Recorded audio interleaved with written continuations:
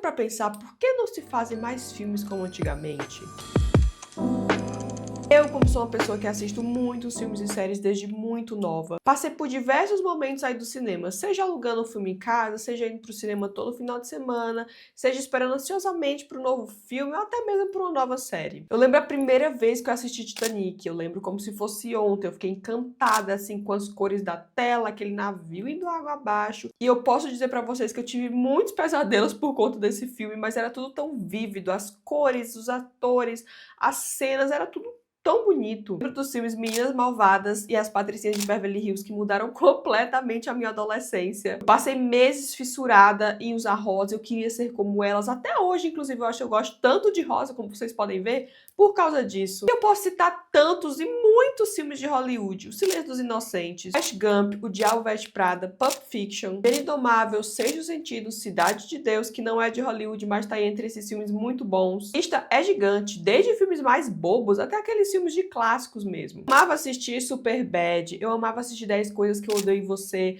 eu amava assistir tantos filmes. Os filmes eram genuinamente engraçados e muito bons de assistir. Pois bem, estava eu na minha casa, como muitos de vocês devem estar aí, rolando a Netflix e tantos outros streamings, e aí eu me deparei com aquilo de não ter o que assistir, que se você para na sua casa sexta-noite ou qualquer dia que seja, você já passou por isso também. Inclusive, isso mesmo dá muita briga aqui em casa, porque eu fico rolando pra achar um filme bom e meu marido fica super estressado, falando, vamos logo escolher um filme pra assistir. Foi nessa que a gente escolheu um filme qualquer pra assistir. Foi aí que eu fui assistir aquele filme O Meu Ano em Oxford, que é um filme aí da Sofia Carson, acho que é esse o nome da atriz, tem na Netflix. Foi um dos filmes, nos últimos anos, piores que eu assisti na minha existência, que se você gosta desse filme, assim, pelo amor de Deus, por que você gosta desse filme? Porque se você for assistir os filmes dessa atriz, todos os filmes ela tá exatamente igual. É triste. É triste ver o que o cinema virou. Parece que o filme foi todo feito de IA e a pessoa tava lendo ali um teleprompter na hora, enfim, terrível. Ainda mais se você compara com esses filmes de antigamente. E após tudo isso eu comecei a pensar, por que não fazem mais filmes como antigamente? Fui pesquisar a respeito desse tema e é isso que eu quero falar pra vocês hoje. Eu quero explicar por que não fazem mais filmes como antigamente. E eu não quero ser aquele tipo de pessoa que vai falar aqui pra você assim, ah, mas aí você tá dizendo que não tem mais filmes bons hoje em dia. Não, não é isso que eu quero dizer. Tem muitos filmes bons, inclusive um dos meus filmes preferidos são filmes aí depois dos anos 2010. Eu não quero ser aquela pessoa saudosista que, sei lá, tipo, tenho amigos que assistiram Interestelar e eles nunca mais assistiram filmes depois de Interestelar porque eles acham que nenhum filme é bom depois de Interestelar. Não é assim, tem muitos filmes melhores. Interestelar é um filme muito bom, mas tem filmes melhores que ele, com certeza. Não é o único filme que presta depois de 2010, como muita gente costuma falar. Eu não quero ser essa pessoa. Eu quero falar dos filmes em geral, porque os filmes bons que tem hoje são exceções, não é a regra, como era antigamente. Eu já peço logo pra você, se inscreve, dá like aqui no canal que eu falo sobre absolutamente tudo. Se você quiser me mandar recomendações de coisas que eu posso falar aqui no meu canal, manda lá no meu Instagram, que é Julevas, que eu vou ficar muito feliz em receber a recomendação de vocês. Então vamos lá. Vamos falar sobre como eram os filmes nos anos 90 e ali nos anos 2000. A gente tem uma quantidade de filmes gigante aí que a gente poderia falar aqui, que eram filmes que ali nos anos 2000 a gente ficava super ansioso esperando esse filme chegar. Ou no cinema, ou no DVD, que é quando a gente ia lá e alugava o filme na locadora e levava pra sua casa e ficava com ele o final de semana inteiro. E eu preciso falar aqui pra vocês a respeito de uma reportagem que eu li recentemente a respeito desses filmes. Fala que muitos dos filmes dos anos 90 repercutiram profundamente no aspecto cultural, abordando questões sociais, refletindo mudanças sociais e capturando o espírito da época, que foi uma época que testemunhou mudanças únicas em nossa história contemporânea. Os filmes originais, não convencionais e inovadores frequentemente se tornaram parte da consciência coletiva e continuam a ocupar um espaço especial na cultura popular. Então começa aí que a gente já não tem filmes como antigamente que abordem tantas questões sociais assim, e principalmente que adaptam ali a nossa realidade, coisas que a gente se vê naquele filme. E também a respeito da diversidade de gêneros e efeitos práticos, onde nos anos 90 tinha uma gama aí de gêneros cinematográficos. Tinha ação, comédia, drama, romance, ficção científica e muitos outros. Filmes de terror que eu tanto amo, não paravam de sair nos anos 2000, são muitos clássicos. E essa diversidade permitiu que o público pudesse assistir coisas que você gostava. Você queria assistir um filme de terror? Você podia assistir um filme de terror. Queria ver um filme de romance? Tinha lá o seu filme de romance. Queria ver um filme de super-herói?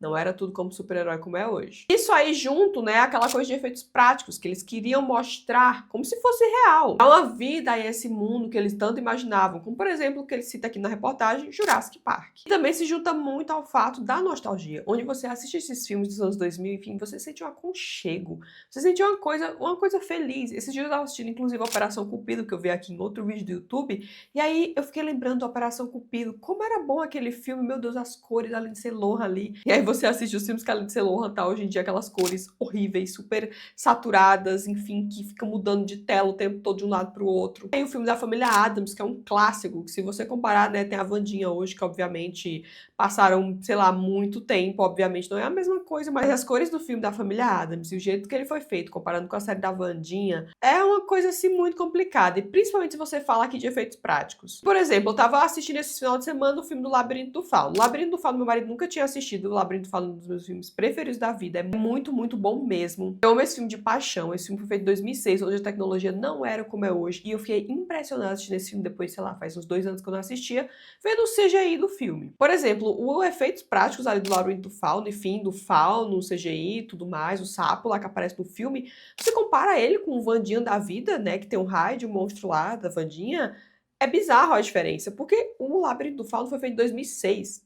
2006 não tinha a tecnologia que tem hoje. Como que um filme de 2006 pode ter uma CGI melhor que o filme, uma série agora da Wandinha que lançou em 2025, com aquele raid ali? É bizarro você ver a diferença. Mesmo que tenhamos toda a tecnologia do mundo hoje, as coisas saem piores do que antigamente. Mas é porque as coisas são feitas de uma forma, que é como a gente vai ver a seguir. Aí entra na parte que vocês precisam saber esse contexto. Vocês conhecem aquele filme O Gênio Indomável, que é do Matt Damon, que é muito famoso, ganhador de Oscar, é um clássico. O Matt Damon que fez O Resgate do Soldado Ryan, Gênio Indomável, A Saga da Identidade Bourne. Ele aí se estabeleceu como um sucesso absurdo em Hollywood. Teve uma entrevista muito famosa com o Matt Damon recentemente, que perguntaram pra ele, finalmente, Matt, por que não fazem mais filmes como antigamente? Ele explica, eu vou ler pra vocês o que ele fala. O que aconteceu é que o DVD era uma grande parte do nosso relógio, nosso fluxo de receita. A tecnologia simplesmente tornou isso obsoleto. E, portanto, com os filmes que costumávamos fazer, você podia se dar o luxo de não ganhar tudo nas bilheterias, porque sabia que teria o DVD por trás do lançamento. E depois ele continua. A perda das vendas do DVD reduziu drasticamente o lucro máximo que o filme poderia obter, tornando os lucros de bilheteria a única chave para o sucesso de um filme. O Damon explicou, com mais detalhes, era quase o mesmo que lançar o filme novamente, e quando isso desapareceu, mudou o tipo de filme que poderíamos fazer. E aí ele cita exemplos de diversos filmes e como os estúdios lidavam com isso. Ele fala, falei com o executivo do estúdio que me explicou que esse era um filme de 25 milhões de dólares. Eu teria que investir essa quantia em publicidade para comercializá-lo. Então agora eu estou com 50 milhões de dólares. Eu que dividir tudo o que eu recebo com o exibidor, os proprietários dos cinemas, portanto, tenho que ganhar 100 milhões de dólares antes de ter lucro. E a ideia de ganhar 100 milhões de dólares em uma história de amor entre essas duas pessoas é uma aposta enorme. E de acordo com eles, explica muito como os filmes não são mais como antigamente. Já que esses filmes dramáticos, de amor, de romance, de suspense, enfim, tantos outros filmes não são mais produzidos em Hollywood, porque é um risco muito grande. Junto à questão que muitos filmes e séries são feitos para que a pessoa tenha tempo de assistir TikTok enquanto tá ali assistindo o filme. Então, por exemplo, teve a série aí do Round Six, que é o famoso mundialmente, enfim, a maior série já feita pela Netflix. Momentos da série que, inclusive, você vê ali abertamente que é pra pessoa estar scrollando no TikTok, no Instagram. Porque não acontece nada. É uma coisa, assim, bizarra. Eu não sei o que eles pensam quando estão falando aquele tipo de série, mas funciona. E não que eu não gosto de Round Six, tá? Eu adoro. É uma coisa muito boa de entretenimento. Mas, como o Matt também falou, sobre o cinema. Nós vamos pouquíssimo no cinema agora. E pra explicar pra vocês também todo esse fato de cinema, vamos aqui entrar no tema de que, lembram o filme Psicose? Se você não conhece o filme Psicose, é um filme clássico aí do Hitchcock, enfim, contando a história do Norman Bates, que é um filme onde as pessoas iam pro cinema e o Hitchcock ficava pedindo para as pessoas não falarem o plot twist do filme,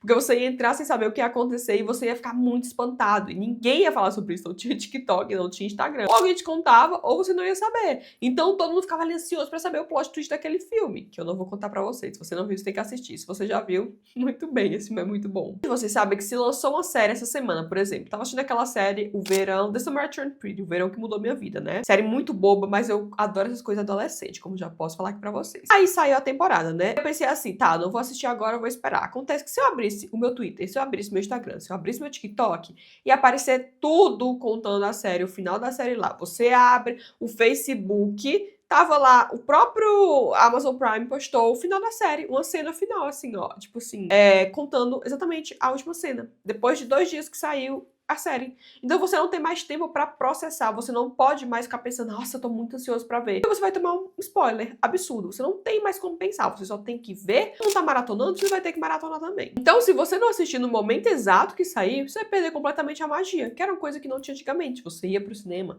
você ficava ansioso pra ver aquilo, não existe mais isso hoje. Todos os filmes que eu quero assistir, ou séries que eu quero assistir depois que lançaram, sei lá, eu fiz assim, lançou hoje, eu quero assistir só no final de semana. Então eu paro de entrar em qualquer rede social, inclusive eu paro de entrar em site de notícias, porque eu sei que vai estar lá. E também eu tava lendo uma pesquisa de um blog que se chama That Final Scene. E aí ela conta o que aconteceu aí com o cinema. Eu vou trazer um pouquinho aqui pra vocês. O nome da pessoa do blog é Sofia, e ela conta lá, né, que em 2001 ela lembra como se fosse ontem, quando o pai dela levou ela pra assistir Monstros S.A. E aí tava todo mundo na fila do cinema, com roupinhas do Monstros S.A., sabe? Da Boo, do Sullivan, enfim, a coisa mais fofa do mundo, e todo mundo muito ansioso pra assistir aquele filme. Tinha todo o ritual em ir pro cinema. Absolutamente ninguém ficava checando o celular, qualquer coisa, até porque isso nessa época nem existia, né? Corta pra ela ir assistir The Brutalist no cinema, ela fala que as pessoas que estavam lá, que eram, sei lá, 3 pessoas na sala, junto com ela, e as pessoas que estavam na sala estavam lá deslizando o TikTok. Era um TikTok de receita, pelo que ela conta. Ela fala assim, que apesar de toda aquela tela gigantesca, apesar daquele filme, apesar daquela produção, a pessoa preferia ficar no TikTok vendo o TikTok de receitas. O TikTok de receitas de 15 segundos conseguiu desbancar um filme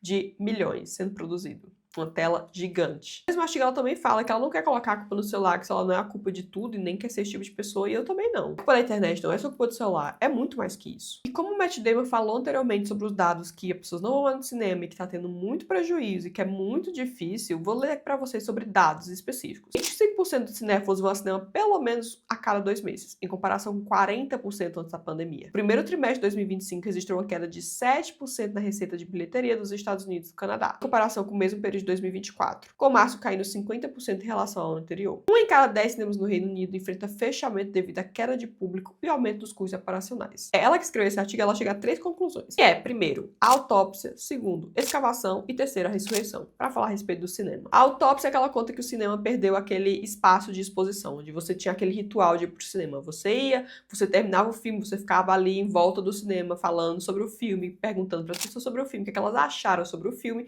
e tinha todo aquele espaço para as pessoas ficarem conversando. Eu lembro disso porque eu fui na estreia de Crepúsculo 1000 anos atrás, e era bem assim, eu tinha, sei lá, 10, 11 anos, e a gente saía da sala de cinema e tinha um espaço gigantesco pra gente ficar conversando, todo mundo com seu livro, e falando sobre isso, sobre aquilo. E eu lembro que até a época de Amanhecer, né, que foi o último que foi lançado, também era assim. Inclusive eu levei meu livro pro cinema, pra gente ficar conversando sobre isso. Eu sentei no chão do cinema, porque não tinha mais lugar. E tinha todo aquele ritual. Vamos agora aos privilegiados, os primeiros a saber tudinho sobre o romance que arrebatou os adolescentes. Adolescentes? A primeira da fila é a Adriana. Sou fã, né, da saga, então eu tinha que estar aqui em primeiro mesmo para registrar tudo. Não quero perder nada. Você não pode mais fazer isso. Você vai pro cinema, você entra na sua sala de cinema, você sai do cinema e acabou. Não tem mais espaço pra tu conversar, não tem mais espaço pra nada. Vocês lembram lá quando lançou Barbie e Oppenheimer, que teve toda aquela febre, todo mundo foi pro cinema de rosa ou de preto. Enfim, foi uma coisa muito orgânica, e acho que talvez isso foi a última vez que eu vi aquilo depois da época de Amanhecer, que foi muitos anos atrás, e talvez isso não se repita, o que aconteceu com Barbie e Oppenheimer. As pessoas ficam tentando forçar aquilo com filmes novos quando lançam, né, as produtoras, mas, assim, não tá rolando. Como não tem mais esse espaço, né, pra você ficar lá no cinema socializando, você vai com seu QR Code, você sai, tem que passar o QR Code nisso, QR Code naquilo, compra isso, compra aquilo, não tem mais espaço pra conversar, acabou. Também é explicado que tudo foi projetado para que você entre e saia de uma forma mais eficiente possível, como se estivesse em um subway e não em instituição cultural. Trocamos uma arquitetura diferenciada por uma uniformidade corporativa que lembra entrar em um Marriott de aeroporto. Marriott é um hotel muito famoso aí nos Estados Unidos, é uma rede gigantesca que tem nos aeroportos lá. Fora que tem toda a questão dessas empresas ficarem gastando muito dinheiro em poltronas de luxo, tela não sei das quantas, som não sei das quantas. Quando isso acontece, alguém vai ter que pagar a conta, porque eles diminuem o espaço da sala para isso. Quem vai pagar a conta? Você. Porque o ingresso vai ficar muito mais caro. Isso entre tantos outros investimentos que eles falam, né? Quando o ingresso vai ficar mais de R$50. Pensa que você tem uma família de, sei lá, 3 filhos, você, sua esposa, seu marido, enfim, que seja, aí você vai lá pro cinema. R$50 cada ingresso. Como é que tu vai pagar isso? E não é só ingresso, tem que pagar pipoca. Você tem que pagar o custo pra ir lá no shopping, você tem que pagar isso, tem que pagar aquilo, estacionamento, sei das quantas. Quem vai querer ir pro cinema? Eu lembro que eu fui levar minha sobrinha pra assistir Patrulha Canina no cinema, que foi um monte de gente. Eu falei, meu Deus do céu, eu acho que eu nunca gastei tanto dinheiro na minha vida. Foi para assistir aquele dia da Patrulha Canina, foi bizarro. E como o Matt Damon citou, que a Sofia cita aqui nessa reportagem, ela fala que os períodos de exclusividade dos cinemas diminuíram de mais de 90 dias para uma média de 32 dias para os lançamentos dos grandes estúdios em 2024. Alguns filmes estão abandonando os cinemas após apenas 17 dias, como o caso de Uma Noite que Te Deixa de Lado antes do café da manhã. E por que não? Os estúdios ficam com cerca de 80% dessa doce receita em comparação com os 55% que recebem nos cinemas. Então pensa, filmes de comédia romântica no cinema? Esquece. Como ela cita, a psicologia comportamental nos diz que precisamos de reforço pelo menos a cada 41 dias para criar um hábito. A janela de tempo reduzida garante que, quando você pensar em voltar ao cinema, tudo o que você queria ver já esteja disponível em casa, com vantagem adicional de poder fazer uma pausa para ir ao banheiro.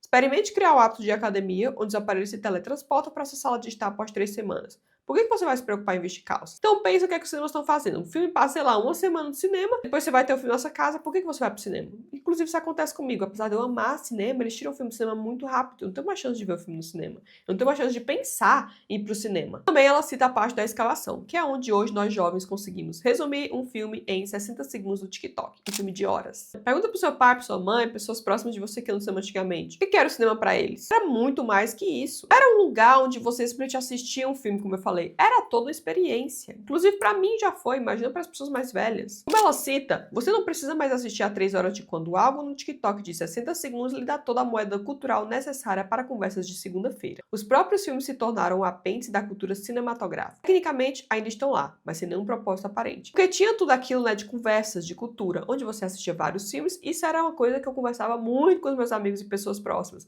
A gente assistia filme, assistia uma série, e aí conversava sobre isso. Meus amigos, quando eles não querem assistir filme, que é muito raro, eu não tenho amigos que assistem filme como eu assisto, eu não tenho ninguém pra conversar sobre filme. Aí eles vão lá e assistem o TikTok e é isso, o filme pra eles está visto. Não é como se as pessoas não ligassem mais pra filme. A indústria transformou o cinema. Completamente sem graça e sem vida. E aí os filmes perdem todo o sentido antes mesmo de serem lançados. Os donos de cinema continuam investindo em telas maiores, sistemas de sons maiores e não pensam no filme, que é o que deveria estar se importando. Em vez de eles protegerem, né, o conteúdo do filme, eles estão cada vez pensando na poltrona de luxo, em colocar carregador do lado, em como a pessoa vai mexer ali no TikTok na hora do filme. Tem a parte da ressurreição do cinema, onde ela cita que, se as academias físicas constroem nossos corpos e a terapia reconstrói nossas mentes, as academias culturais fortaleceriam nossos músculos de construção de significado. Ele cita que é importante construir identidade através da participação. É um marcador de status.